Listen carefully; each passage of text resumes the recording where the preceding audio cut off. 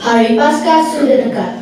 Ribuan umat Tuhan datang ke Yerusalem. Di mana-mana terlihat setiap orang sibuk melakukan persiapan untuk merayakan Paskah.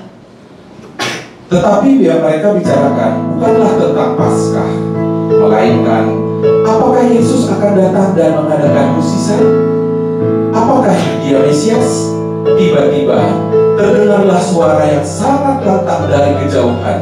Hosana, diberkatilah Dia yang datang dalam nama Tuhan. Anak Daud, Dia telah datang.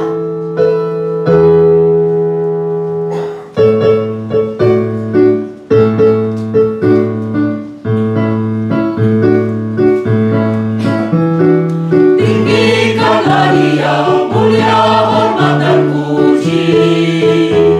Nubuat para nabi nyatakan Dia Mesias dan Raja. Soraklah Hosana, ya Hosana, ya Hosana bagimu. Soraklah Hosana, ya Hosana, ya Hosana bagimu. Yesus Immanuel, Juru Selamat dunia. Kami sembah sujud di hadapannya dan bersorak haleluya.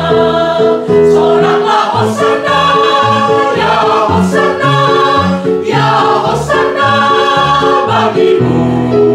Soraklah Hosana, ya Hosana, ya Hosana bagimu. Dia datang dengan mulia kuasa dan kasih, dan bagi Raja kami naikkan pujian dan hormat kami. Soraklah Hosana, ya Hosana, ya Hosana bagimu. Soraklah Hosana, ya Hosana, ya Hosana bagimu. Soraklah Hosana, ya Hosana, ya Hosana bagimu. Soraklah Hosana, ya Hosana, ya Hosana bagimu. Soraklah Hosana, soraklah Hosana, soraklah Hosana, soraklah Hosana, Hosana, Hosana, Hosana.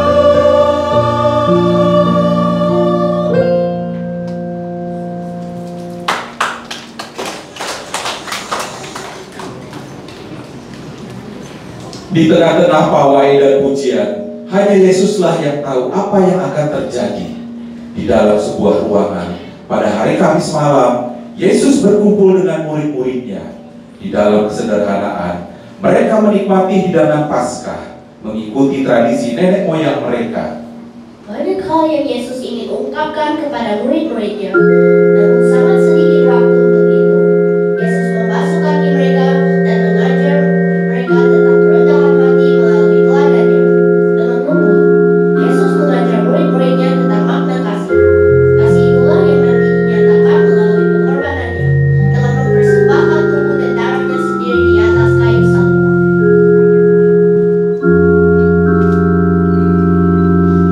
Damai sejahtera-Ku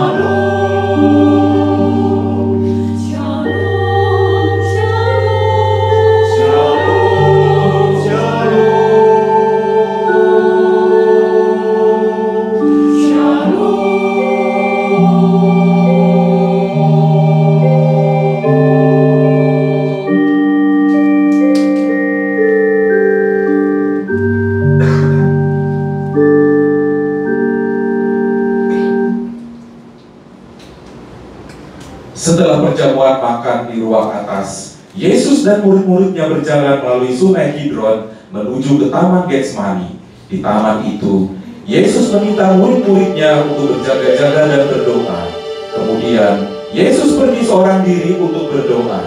Pada waktu itu, Yesus sangat berat dan sedih. Ia berdoa seperti seorang anak pemohon kepada Bapaknya. Yesus mendapat kekuatan dan penghiburan di saat-saat waktunya yang semakin dekat. Setelah selesai berdoa, Yesus kembali kepada murid-muridnya. Ia mendapati mereka sedang tertidur. Mengapa kamu tertidur? Bangunlah, dan marilah kita pergi. Waktunya telah tiba, dan Dia yang mengkhianati aku sudah datang. Ketika mereka terbangun dari tidur, mereka melihat Yudas datang mendekat bersama-sama dengan tentara Romawi. Di depan mereka, Yudas memberikan tanda kepada para pengawal. Ia mengkhianati Yesus dengan semua keseluruhan.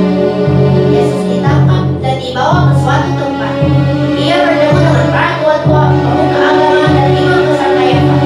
Kayafas bertanya, Saya perintahkan engkau demi Allah yang hidup, katakanlah kepada kami, apakah engkau Kristus anak Allah?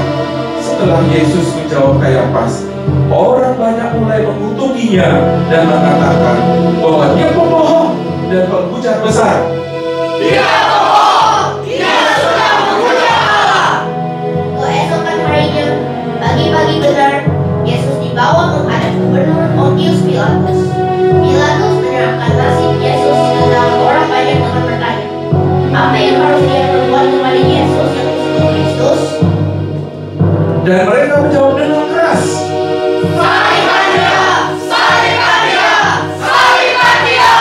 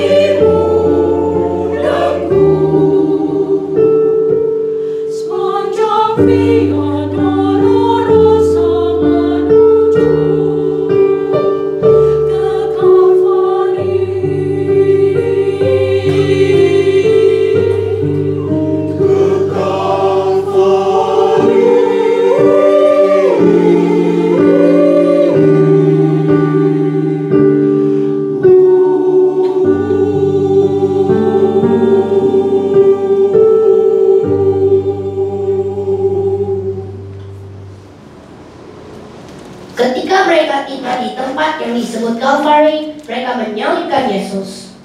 Yesus bersuara, berseru dengan nyaring, "Sudah selesai. Ya Bapa, ke dalam tanganmu kuserahkan nyawaku." Dengan perkataannya itu, maka meninggallah dia. Mereka menempatkan jasadnya di sebuah kuburan. Tubuhnya dikapani dan dibaringkan di sebuah kubur yang disediakan oleh Yusuf dari Arimatea.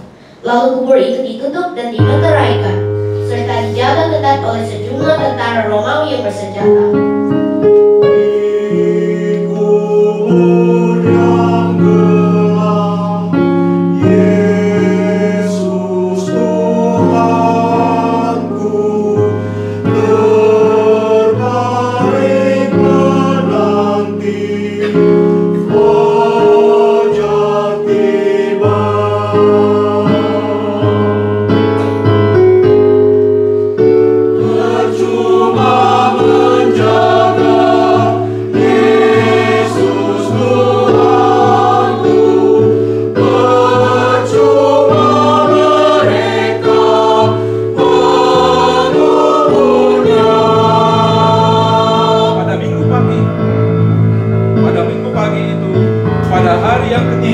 Terjadilah gempa bumi yang dahsyat dan batu